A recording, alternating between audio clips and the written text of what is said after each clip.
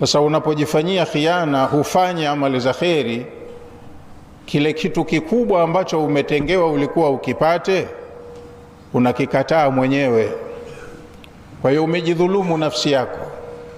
Siku ya malipo utawaonea maya, choyo wenzako waliojituma kufanya amali za kheri, halafu na wewe utakumbuka, nilikuwa na uwezo wa kufanya zaidi kuliko fulani, lakini hukufanya, na nafasi ilikuwepo, uwezo ulikuwa unao, hukufanya. Kwa hiyo umedhulumika, na sababu ya dhulma hiyo ni wewe mwenyewe, nafsi yako. Na upande wa pili, kama kuna jambo ovu limekatazwa, kipindi chote cha mwaka kufanya jambo ovu ni gharama, ni kosa, unapata dhambi. Lakini kosa lile lile ambalo kwenye miezi mingine ungepata 10, dhambi 10, kwenye miezi hii unaweza ukapata dhambi 700,000.